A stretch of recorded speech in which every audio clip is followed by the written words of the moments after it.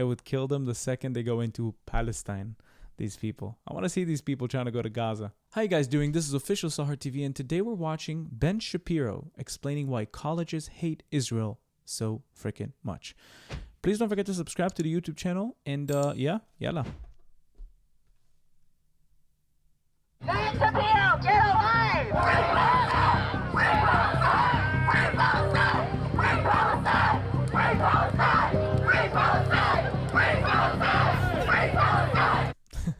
They would kill them the second they go into Palestine.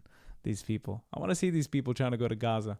The truth is, for a very long time, professors and administrators at major college campuses have been supportive of terror groups, including Hamas and Hezbollah, going all the way back to when I was in college. What's happening right now is that the mask is coming off and people are beginning to notice. All of that was hidden under the surface of broader, quote-unquote, anti-Zionist concerns, or opposition to policies of the State of Israel, or oppositions to Benjamin Netanyahu. And it turns out that all of that was a lie, that what that really was simply a cover for Jew hatred, which is why you're seeing mass protests in favor of Hamas.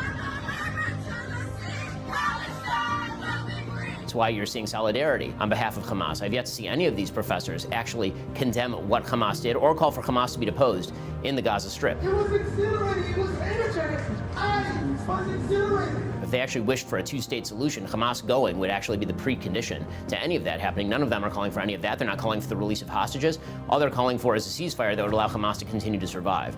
That comes from one of two places. Either actual radical Islamism, which is a serious problem in Middle Eastern studies departments around the country and among administrators and among some students, or it's a moral relativism and an intersectional theory of the world in which the quote-unquote powerless and dispossessed are an alliance against the more powerful, and the Jews are quote-unquote the more powerful. And what you're seeing is all these organizations that are aligned against all sorts of discrimination and marginalization except for the Jews. When it comes to the Jews, because the Jews are too powerful, because the Jews are quote-unquote white, because the Jews are quote-unquote colonizers, that means that the Jews can be targeted at women at will. And what Hamas is doing is actually an act of decolonization. It's freedom fighting. It's not actual baby murder. If we don't step up boldly and courageously to end the imperialist project that's called Israel, we're doomed. What is she talking about? Imperialist project.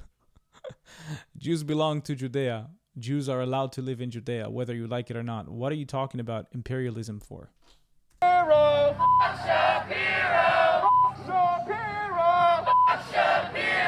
Yeah, it's certainly not easy to be a conservative on college campuses these days. You have a lot of administrators who are directly opposed to your point of view. You have administrators who are willing to look the other way at students who are mistreating you on campus. And of course, you have student groups and groups of students who are out to, in some cases, even physically harm you.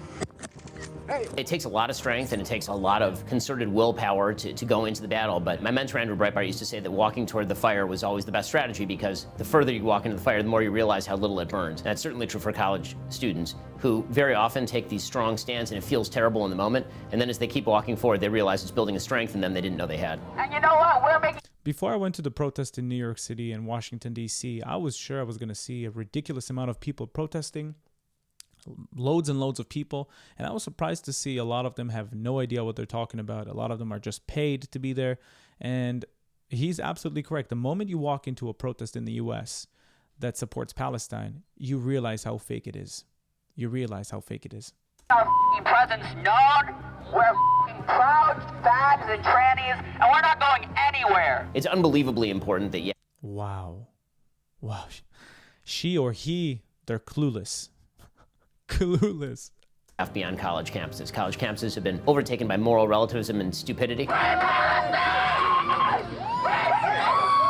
Many of them are, frankly, not worth the paper the degrees are printed on at this point, but that's why YAF exists, is to make those degrees actually worthwhile by providing an opposing point of view, by giving students a place to go where they can get some logic and some reason and some decency, all things that seem to be in abeyance at major universities across the country. I believe the reason why they are religiously extreme is because of the conditions that they live under, because of the actions of America. That's absurd and foolish. I'm sorry, that's absurd and foolish. At a certain point, people are going to have to take responsibility for their own actions and stop blaming America and the West for making shitty decisions. What YAF is doing on campus is really important because in exposing what's going on college campuses and bringing outside voices in, that does take the mask off. And what that means is that either higher education is going to have to change or it's going to die. I'm very happy to see that alum of schools are pulling their money from these universities. I've been advocating that for literally decades. I'm sad that it took until now for people to realize that signing checks to universities, they hate your values, hate America, hate Israel, hate a lot of decent things, that it took until now for people to realize that and stop signing checks to those things. But it's about time for that to happen. I'm hopeful that outside pressure from from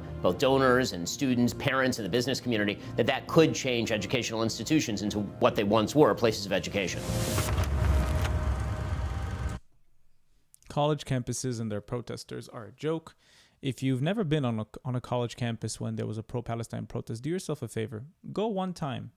Go ask these people questions they won't be able to answer.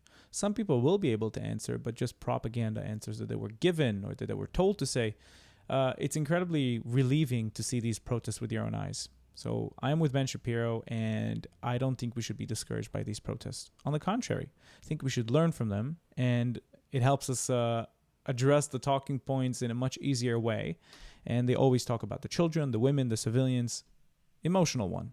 But if you look at it from a logical perspective, every country would have acted exactly the same if they would have been in the shoes of Israel. That easy. Thank you for watching this video. Don't forget to like, comment, and subscribe. And if you want to support me financially, you can do so through the links below, Buy Me Coffee or Patreon. Thank you so much, and I'll see you again next time. Yalla, bye.